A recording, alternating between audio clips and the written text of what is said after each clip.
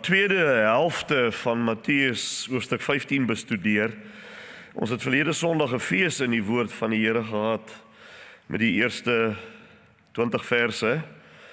Nou die tweede helfte 21 tot 39 vanmôre en dan gaan ons Matteus Evangelie eers 'n bietjie laat rus vir 'n paar maande en terugkeer na Exodus, waar ons Exodus hervat by hoofstuk 25 oor 2 weke, want volgende week wil ek 'n spesiale boodskap bring, net 'n once-off oor die sleutel wat die hele Bybel ontsluit. Daar's 'n sleutel wat die hele skrif ontsluit. En as 'n mens dit nie net ontdek het nie, maar verstaan, dan lees jy die Bybel op 'n hele ander manier vir die res van jou lewe.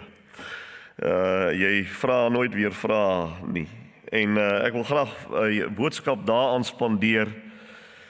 Die boodskap sal ongeveer tot 12:00 die middag duur. So ek weet nie wie gaan kom nie. Wel, ek was in COVID daarom geoefen, net ek en Beulah en ek kan nie onthou wie toe orgel gespeel het nie. Hier was Stefan. So ek is gewoond vir 3 preek.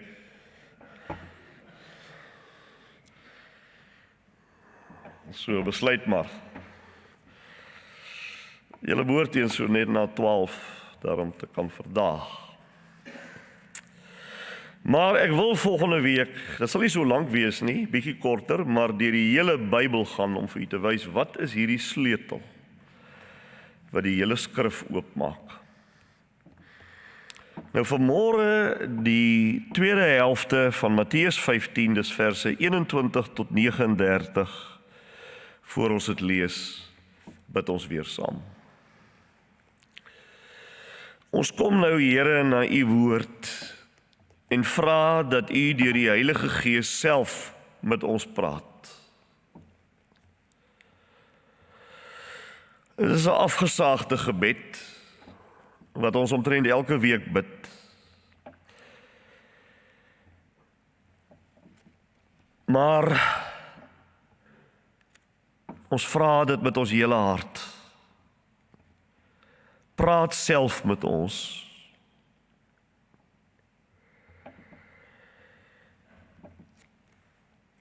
Want u woord, al word deur, soos Calvin gesê het, 'n stofmannetjie bedien, is lewend en kragtig. Hebreërs 4. En soos die Kananeese vrou na Jesus gekom het met haar nood, leer ons ook, Here, om met 'n geloof te kom wat u aanroep, selfs al antwoord u nie. En bewaar ons daarvan om soos die Fariseërs net op uiterlike dinge en menslike tradisies te vertrou, terwyl ons harte ver van God af is. En wanneer ons lees van die brood wat vermenigvuldig is en die vis, herinner ons daaraan dat Christus die brood van die lewe is.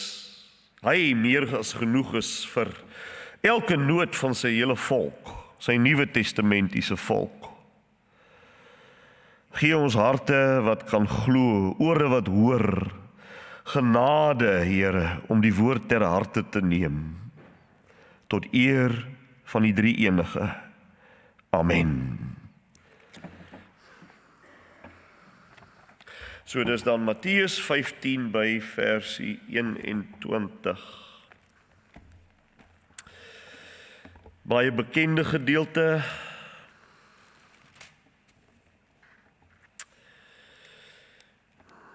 Jesus het daarvan dan weggegaan en na die streke van Tyrus en Sidon vertrek. 'n Kanaanitiese vrou wat in daardie gebied gewoon het, het onverwags by hom aangekom. Sy het aanhoudend geroep: "Ontferm u oor my, Here, seun van Dawid. My dogter is in die mag van 'n duiwel en dit gaan sleg." Maar hy het haar niks geantwoord nie.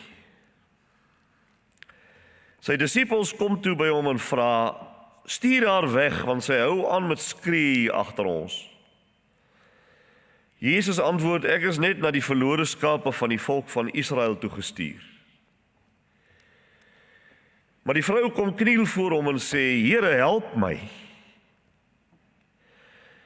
Hy sê vir haar, dit is nie mooi om die kinders se brood te vat en vir die hondjies te gooi nie.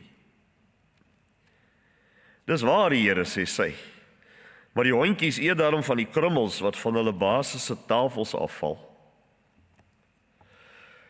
O vrou, sê die Grieks, sê Jesus vir haar, jou geloof is groot, jou wens word vervul. Van daardie oomblik af was die dogter gesond.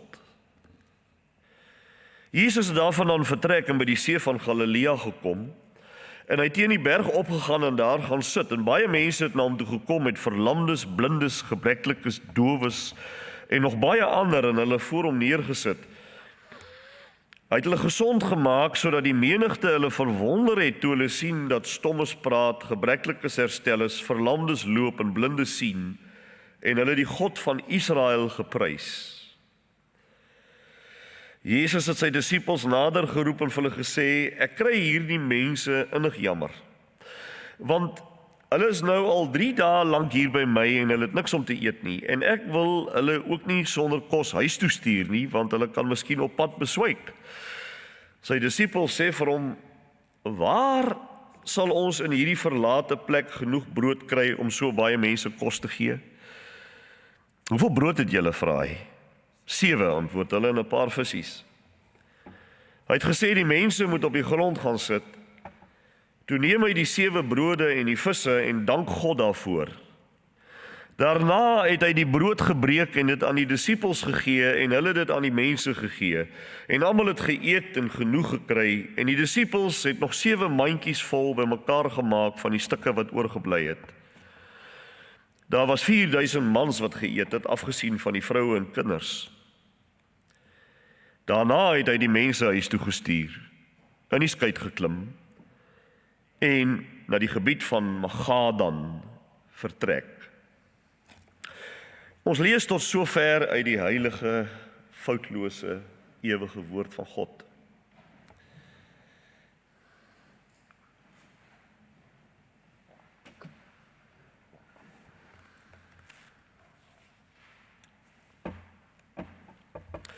As 'n mens hierdie verhaal van die Kananeese vrou net bolangs vinnig lees, dan klink dit asof dit hoofsaaklik oor die wonderteken gaan, die genesing van die kind van bose magte, maar dat daar eers aan 'n voorwaarde voldoen moes word. Die kind se ma moes eers 'n groot geloof hê. Anders was die wondergenesing nie moontlik nie. Dis hoe dit klink as 'n mens dit so bolangs lees, is dit nie?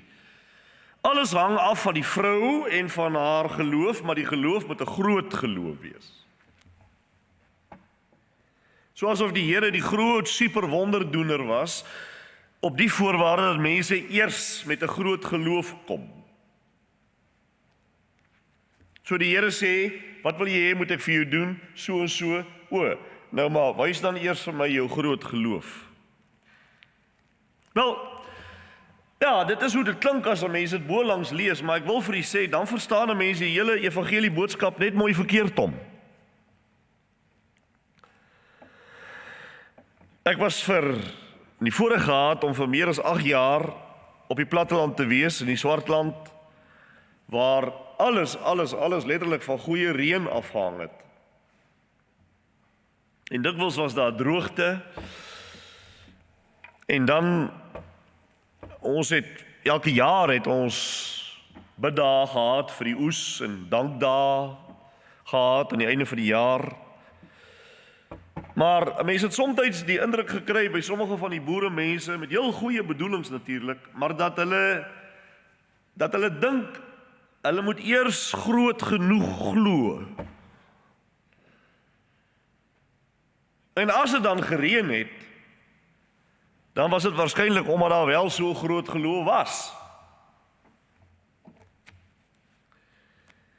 Maar volgens die skrif is dit egter 'n manier om die evangelie boodskap heeltemal verkeerd te verstaan. Jesus was nie 'n groot superman wat aldag rondgegaan het om wondertekens te doen wanneer hy so 'n groot genoeg geloof teëgekom het nie.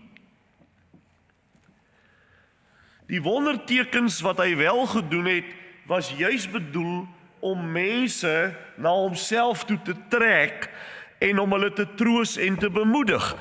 Dit het nie oor die tekens op sigself gegaan nie. Dit het oor hom gegaan. Die wondertekens wat Jesus verrig het, was tekens en bakens wat hy opgerig het, tekens en bakens van die feit dat God se koninkryk in hom regtig by die mense gekom het. As hulle die tekens en bakens sien, dan moes hulle dit weet.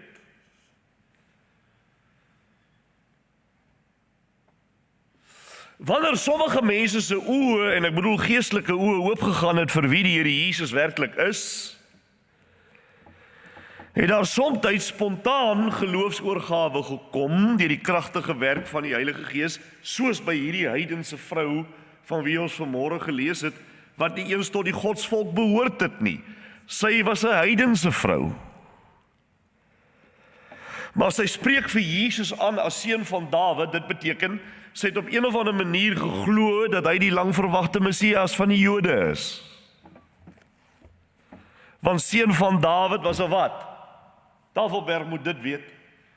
Seun van Dawid was 'n messiaanse benaming. Messiaans beteken vir die Messias.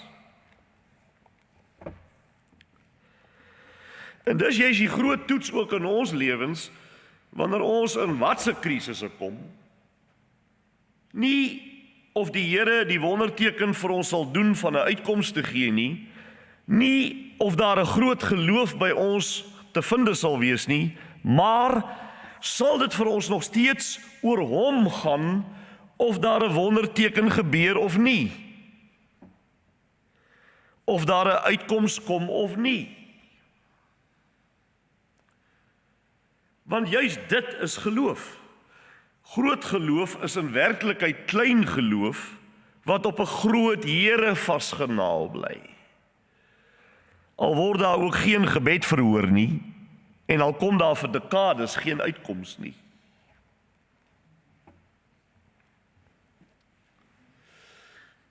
Dalk het u ook al in u verlede, in u lewe 'n stryd gehad, of miskien het u vanmôre nog so 'n stryd oor 'n sogenaamde groot geloof. U het gesien, dis die tema van vandag se woordbediening, en daarom het u met 'n verwagting hierheen gekom vandag. Want dis juis die stryd. Dalk worstel u daarmee, worstelstryd om ook so 'n soort van 'n groot geloof in die hande te probeer kry, want dis altyd 'n ding wat voel hy ontglip jou die hele tyd. Dalk is dit 'n soort ding wat ons dink ons in onsself opgewerk moet kry. 'n soort van 'n energie. Maar dit voel of dit iets is wat ons altyd net weer ontwyk. Dalk dink ons dit moet 'n sekere soort gevoel wees. En tog sit baie van ons ten spyte daarvan met 'n groot stuk twyfel. Dit klink asof 'n groot geloof iets is wat 'n geweldige geestelike spierkrag verg. Dit kos inspanning en ons kom nooit daarby uit nie. En die ergste is, dit lyk asof die Here nie eers na ons kant toe kyk alvorens ons nie hierdie soort spierkrag kan wys nie. En dus sit ons vasgevang in hierdie knaande onsekerheid. Selfs wanhoop. En ons kom kerk toe met die gedagte van, miskien sal die Here vandag vir my so iets gee. En dit alles is omdat ons so geneig is om die evangelie boodskap mis te verstaan. Miskien gaan daar vir iemand lig op vandag. Misverstaan? Sal jy dalk vra, kyk, het Jesus dan nie self gesê in Matteus 17, dat ons vir Tafelberg sal kan sê, verskuif jou in die see en die berg sal skuif nie? Hy het nie Tafelberg gesê nie, hy het gesê berg, maar dit is ons berg. Het Jesus dit dan nie gesê nie? Ja, Jesus het dit gesê, maar gaan lees net mooi wat presies daar staan in Matteus 17. Jesus sê in vers 20, dit is 'n mikroskopiese geloofie, soos 'n mosterdsaadjie wat berge verskuif. Groot geloof is so nietiglik klein soos 'n mosterdsaadjie, so klein en pieperig, sonder enige spierkrag, maar wat op die groot Here fokus. En hy skuwe die berge. Dis hierdie soort groot geloof wat by hierdie Kanaanitiese vrou gedemonstreer word vir ons, waarvan Jesus dan ook vir haar inderdaad sê, o vrou, groot is jou geloof, maar in werklikheid was dit so klein soos 'n mosterdsaadjie. Dit was klein. Jesus noem dit groot, terwyl dit in werklikheid klein was. Juis omdat hierdie vrou niks van haar geloof verwag het nie, maar alles van Christus verwag het.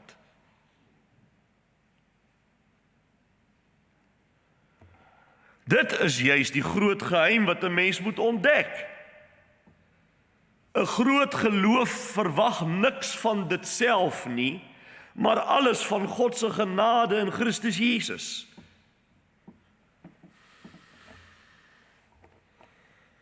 Daarom is dit 'n piepklein mosterdsaadjie, maar daarom kan dit berge versit, omdat die fokus, die klem, die blikrigting op Christus Jesus is.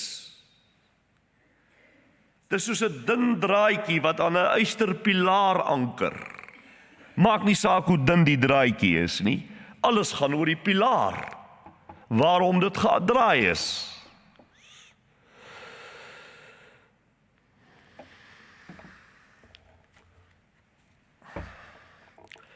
Groot geloof is klein geloof wat op 'n groot Christus fokus. Hou nou hierdie heidense vrou se optrede dop. Onthou, sy was nie 'n Israeliet nie. Sy was nie 'n kerklidmaat nie. Sy het nie 'n deel aan die Here se verbond gehad nie. Sy was in ons idioom nie gedoop nie. Maar op 'n of ander manier het sy te wete gekom, dalk deur gerugte wat sy gehoor het sy te wete gekom dat hierdie man van Nasaret is die lang verwagte Messias en verlosser vir wie die Israeliete al die jare en jare gewag het en verwag het. En sy het net eenvoudig vasgeskop. Haar dogter was onder invloed van demone, sy was demonies. Sy het net eenvoudig vasgeskop en het haar volle hoop op hierdie man geplaas. Klaar! Uit en verby, einde van die storie. Al behandel hy haar ook stuurs en nors en afwysend oënskynlik.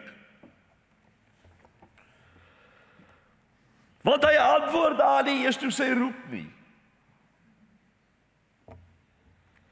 Hy tree so totaal anders op as wat sy van hom gehoor het dat hy doen.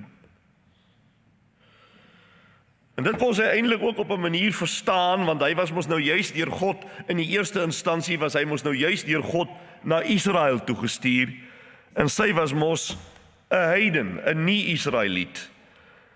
Maar ag, hier kom die disippels van Jesus en hulle is ook teen haar gekant.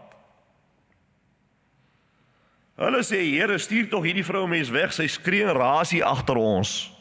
En toe praat Jesus vir die eerste keer, maar hy praat nie met haar nie, hy praat met die disippels.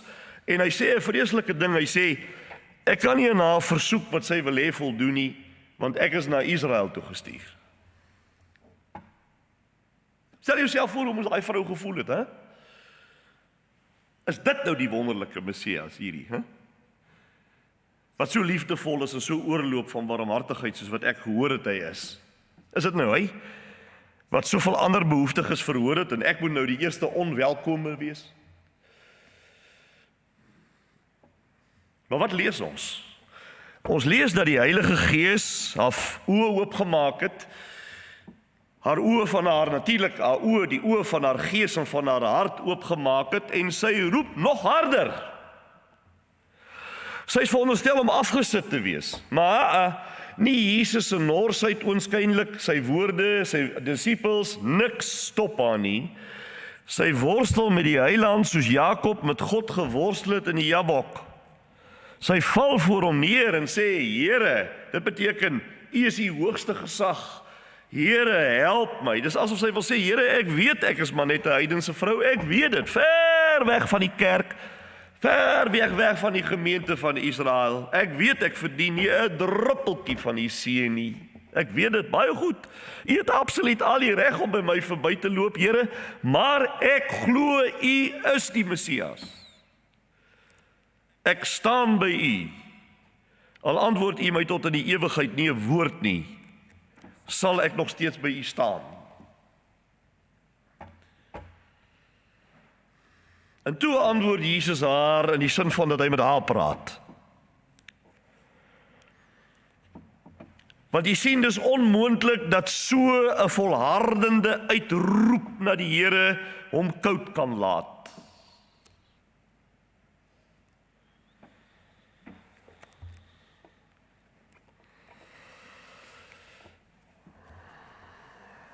En dis iets waarvan ons baie meer moet maak in ons lewens. Ons moet baie meer maak daarvan om met dringendheid met die Here om te gaan. Dringendheid. Die Here kan nie koud gelaat word deur so iets nie. Maar ag nee, hy nog steeds antwoord haar hoegenaamd nie positief nie. Hy praat nou wel met haar, maar hy sê so onmoedigend, hy sê, dis nie mooi van my om die kindertjies se brood te neem en dit vir die hondjies te gee nie. Met ander woorde, ek kan nie die verlossing wat vir Israel, die kindertjies bedoel is, vir jou as 'n nie-Israeliet 'n hondjie gee nie. Hoe kan ek? Die Here verneder nie daarmee die vrou deur na haar as 'n hond te verwys nie. Hy gebruik juis in die oorspronklike taal die verkleinwoord hondjies, met ander woorde huishondjies, want die beeld wat hy gebruik is spesifiek die beeld van 'n tafel, van 'n gesin aan tafel en hulle troeteldiere wat eet wat van die tafels afval. Die honde eet van dieselfde tafel as die kinders. Dis 'n beeld wat hy gebruik. Maar wat hy sê is natuurlik absoluut die waarheid, want op daardie gegewe moment en stadium voor die uitstorting van die Heilige Gees was die verlossingsgebeure van God nog nie radikaal oopgegooi na die nasies toe nie. Op daardie stadium het Jesus nog hoofsaaklik op Israel gekonsentreer. Maar kan jy sien, die Here Jesus gee vir hierdie vrou eers 'n katekisasieles. Hy onderrig haar eers. En daarbey toets hy ook haar motiewe. Hy stel haar op die proef. Gaan dit vir haar werklik oor hom? Dis soos wat ons lees in Lukas 24, hoe Jesus saam met die 2 Emmausgangers geloop het van Jerusalem, en toe hulle by die afdraaipad kom wat na die dorpie Emmaus toe gaan, toe maak Jesus asof hy wil verder loop. Het jy gelees dit staan in die Bybel? Hoekom doen hy dit? Dis omdat hy wil sien, wil hulle hom hê? Of sê hulle, totsiens, ons gesels dan weer môre oor môre, Here. Nee, die Bybel sê hulle het by hom aangedring. Nee, kom saam met ons eers. Hierdie kant toe. Toe Jesus aangeloop kom na die disippels terwyl hulle op die boot was in die storm, het hy presies dieselfde gedoen. Hy het gemaak asof hy by hulle gaan verbyloop om hulle te toets. Dieselfde met hierdie vrou ook. Gaan dit werklik vir haar oor hom? Is hy werklik haar enigste uitweg? Of hou sy dalk 'n agterdeur oop net vir ingeval hierdie kom na die Here nie werk nie? Dit lyk of dit nie gaan werk nie. Dit lyk of sy by 'n doodloopstraat is met hierdie Jesus. Baie mense, wil ek vir u sê, ag maar nou hoef ek nie hier te staan op hierdie hoë preekstoel en vinger te wys na enige iemand nie. Hoe dikwels kom daar nie 'n twyfel by my nie? Is gewoonlik 'n vlietende twyfel. Om net te dink dat werklik, waarom is dit dan so dat die Here so traag is, byvoorbeeld om herlewing te gee? Waarom is dit so asof hy so traag is om met krag te werk? Ons bid dan so ernstig daarvoor. Dit lyk asof ons by hom 'n bloukie loop nou.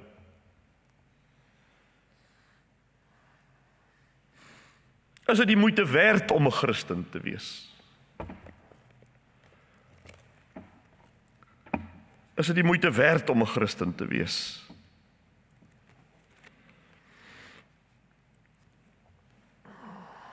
Dis soos iemand een keer op die straat vir my gevra het, meneer, wat is nou eintlik die verskil tussen my en jou? Hy is nie gered nie. Hy sê, maar wat is nou eintlik die verskil tussen ons? Met ander woorde, hoekom is dit vir my die moeite werd om te doen wat jy sê ek moet doen? Ek is okay. Ek is 100%.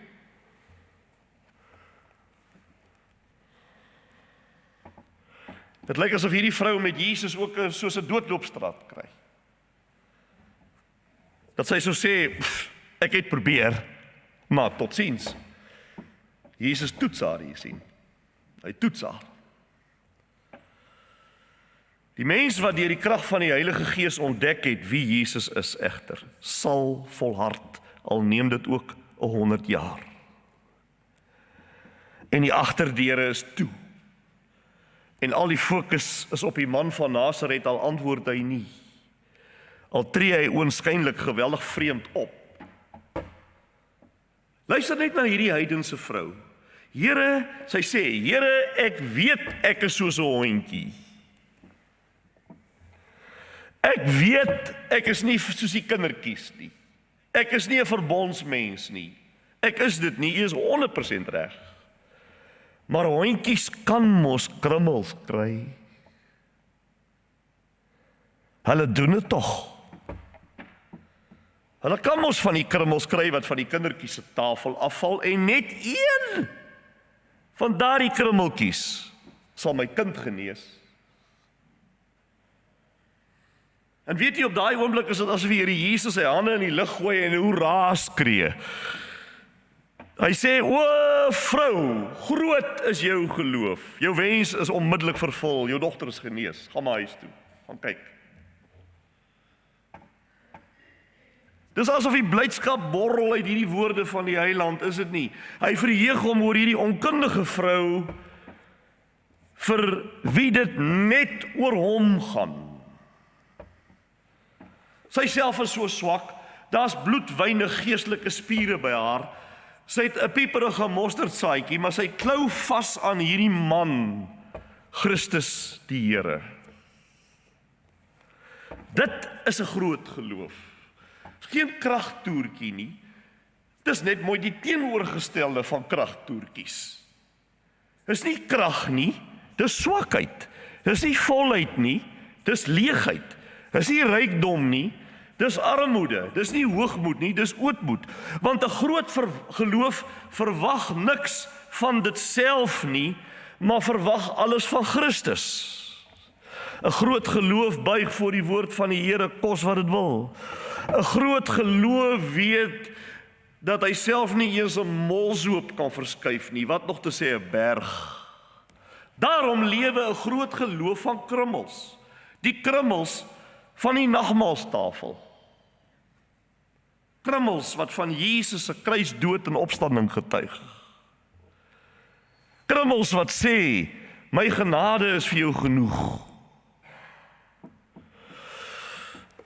Onthou dat ons vandag hier, waar ons hierso sit in 2026, is ons in 'n baie meer bevoorregte posisie as wat daardie Kanaanitiese vrou ooit was, want sy het voor Pinkster gelewe, voor die uitstorting, voor die opstanding van Jesus, voor die uitstorting van die Heilige Gees.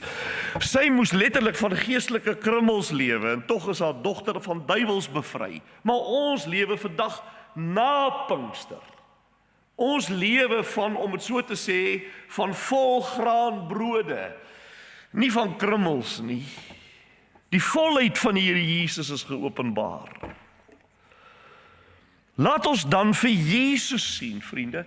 Laat ons sien hoe hy, krummels gee vir 'n heidense vrou, maar laat ons ook sien hoe hy volgraan brode vir ons voorsien het deur die volheid van sy opstanding, sy hemelvaart, die koms van sy Heilige Gees en die volle woord van God in ons Bybel, Ou en Nuwe Testament.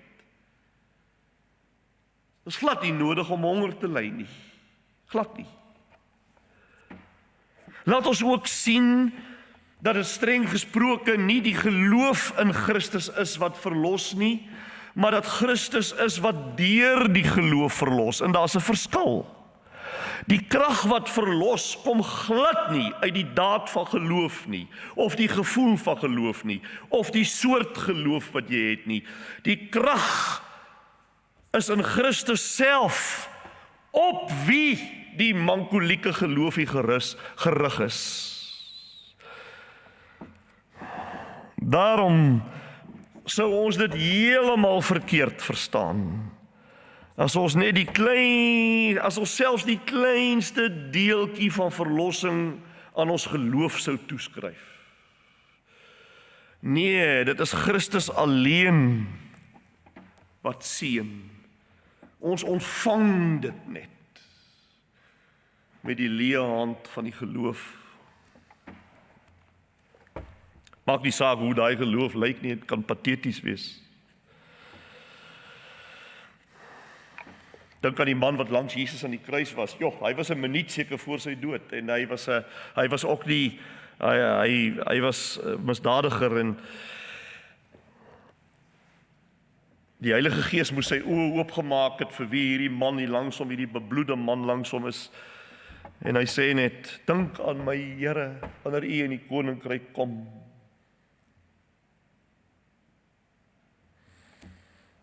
Dis al. En onmiddellik kom die antwoord. Dit verseker ek jou. Vandag sal jy saam met my in die paradys wees. Matteus vertel vir ons vervolgens dat groot skares na Jesus toe gekom het. Daar uit daardie heidense gebied, want hy was toe daar by Tyrus en daar rond. Hulle bring krepeles en blindes en stommes en ander siekes en Jesus raak hulle aan. Maar dis nie 'n beskrywing van sommer maar net 'n lysie van wonderwerke hierdie wat Matteus gee nie. Dit vervul die Ou Testamentiese skrif wat oor die beloofde Messias vooruitpraat, byvoorbeeld 700 jaar voor dit sê Jesaja vir ons.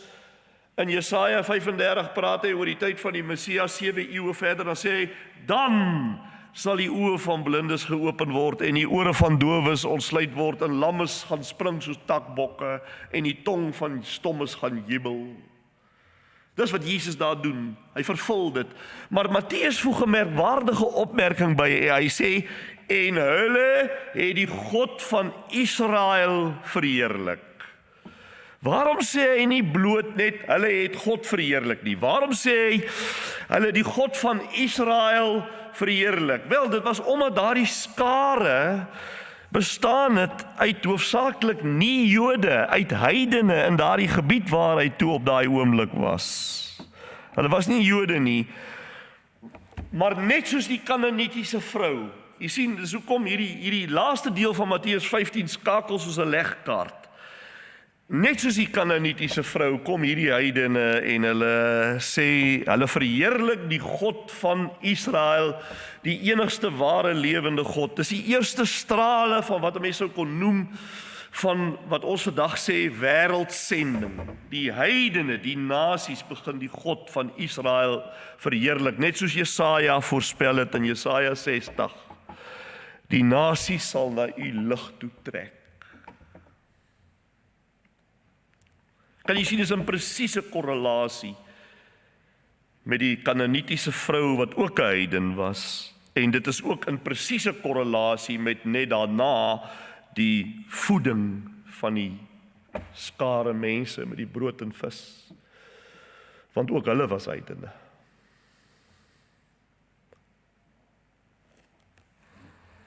As sommige mense wat hierdie lees, dan sê hulle, dis net 'n herhaling van die ander voeding van die 5000 in Matteus 14, dis seker maar 'n herhaling, dit klink so dieselfde. Maar Jesus sê self in Matteus 16 vers 9 en 10 dat daar 2 afsonderlike gebeurtenisse was van voedselvermeerdering.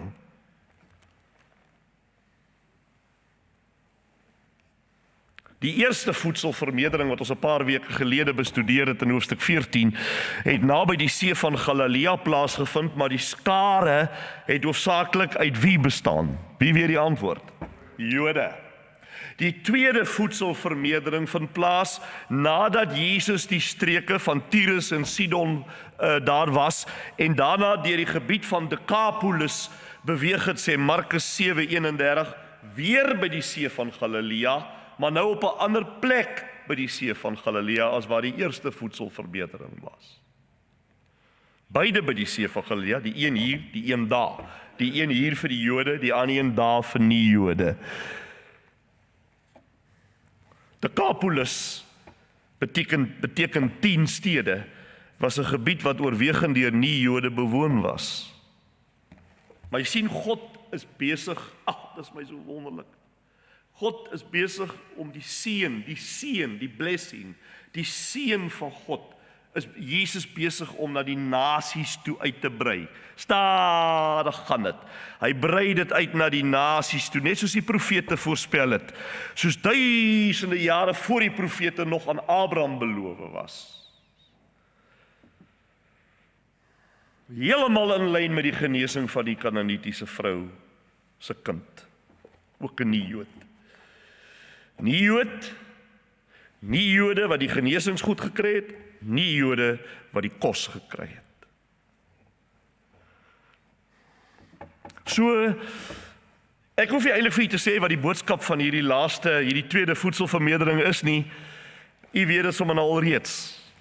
Maar ek wil dit net ten slotte net sê, want kyk, dis belangrik dat ek dit sê, want kyk, 'n mens kan ons nou vir jouself vra, enige Bybelleser gaan ons nou vir homself vra, nou, hoekom praat Matteus nou in hoofstuk 14 van die eerste en Matteus 15 van die tweede, herhaal hy dit maar net, moet ons alles herhaal wat ons nou 2, 3, 4 weke gelede gesê het?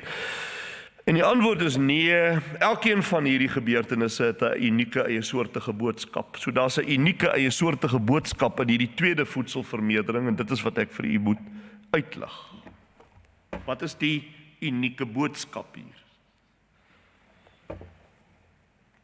Gee hy maar net weer 'n skare honger mense kos. Herhaal hy maar basies net wat hy reeds gedoen het. Wel, in 'n sekere sin ja. Maar nee, wag vir so 'n bietjie. Matteus plaas hierdie wonderteken op 'n baie spesiale plek in sy vertelling en dit is, soos ek gesê het, net nadat Jesus die Kanaanese vrou gehelp het, nadat hy die mense genees het, terwyl hy in 'n gebied was wat deur nie-Jode bewoon word. Nou kom dit. Asof die Here vir ons wys, hoor jy, die genade van God se koninkryk gaan nou weier as wat julle ooit gedink het dit sal gaan. Die mense wat hier na Jesus toe kom is nie die mense wat die Jode normaalweg eintlik as ons mense sou sien nie. Maar Jesus stuur nie vir hulle weg nie, hy kry hulle innig jammer en gee vir hulle ook brood en vis. En daarom is die groot boodskap van hierdie tweede wonderteken van die voedselvermeerdering is dit. Baie eenvoudig, jy weet dit nou reeds. Maar 'n goeie onderwyser sê mos 'n ding hoeveel keer? Jesus is die Messias wat nie net vir Israel gekom het nie, maar ook vir die nasies. Die tafel van God se genade word met ander woorde groter en meer stoele word ingeskuif.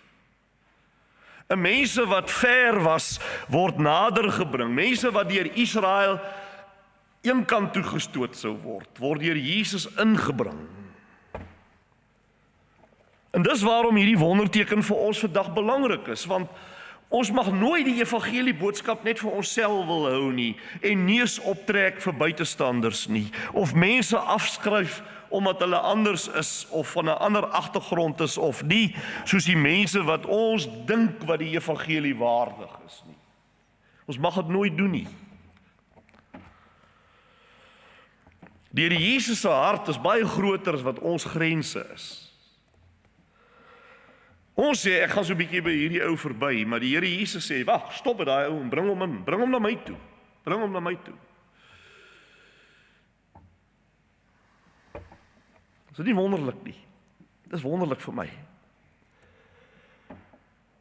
Hierdie tweede brood en vis wonder verkondig op 'n besondere manier, dink ek, dat Christus se genade nie net vir ons is nie. Die koning se tafel is groot genoeg vir die nasies. Die Jode wou niks van dit hoor nie. Niks. En dan alles loop uiteindelik na die einde van Matteus, die groot opdrag na die opstanding voor die hemelvaart, dan loop dit bou so op.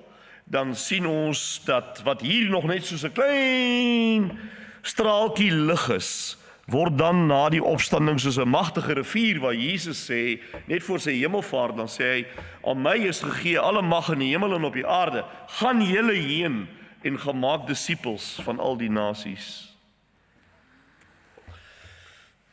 Die Kananeese vrou was 'n voorsmaakie van dit, en die skare in Decapolis was ook 'n voorsmaakie van dit, en die 4000 wat gevoed is, was ook 'n voorsmaakie van dit, maar nou moet die evangelie tot aan die eindes van die aarde gaan. Dit moet net eenvoudig tot aan die eindes van die aarde gaan. Die skreiende ironie is, net tussen hakies, die skreiende ironie is, dat die skare heidene, die nie Jode, hulle ontvang die brood en die vis uit die hand van die Messias, terwyl baie Jode in Jerusalem sit en aanstoot neem teen Jesus. Dit is nie skreiend nie. Maar so word vervul die woorde van Johannes in Johannes 1, 11 en 12, waar Johannes sê, Jesus het na sy eiendom toe gekom, dis die Jode, en sy eie mense het hom nie aangeneem nie, maar almal wat hom wel aanneem, aan hulle het hy die mag gegee om kinders van God te word.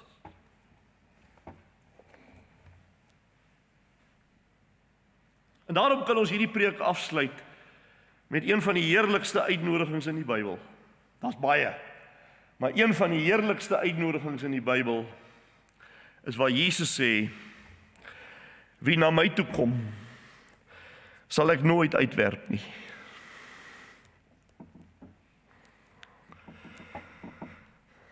Het jy gehoor, daar is nie 'n kwalifikasie daarby nie. Hy sê, wie na my toe kom, dit staan in Johannes 6:37 opgeskryf. Wie na my toe kom, sal ek nooit uitwerp nie.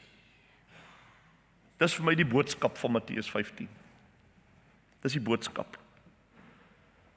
Die Kanaanitiese vrou het gekom, en hy het haar nie weggestuur nie. Die mense wat siek en behoeftig was, het gekom, en hulle het hulle aangeraak. Die hongerskare het na hom gekom, en hy het hulle nie honger weggestuur nie.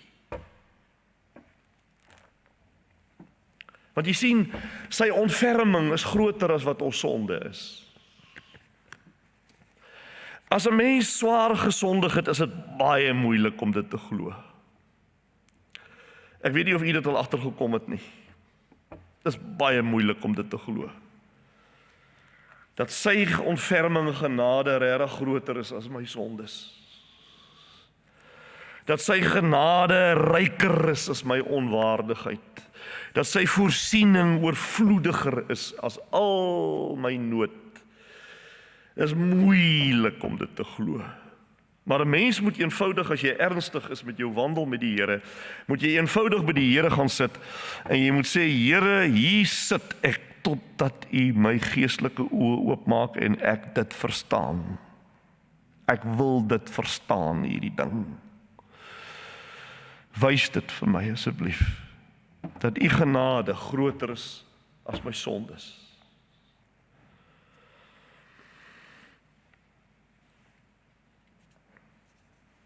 Ons dank U vir die heilige woord, wat vir ons weer vanoggend laat sien het, Here, wie U is, wie U werklik is. Dankie dat U ons leer, Here, om nie op onsself, op ons eie geestelike krag of die sogenaamde grootte van geloof te vertrou nie, maar om ons oë vas te maak op Jesus Christus.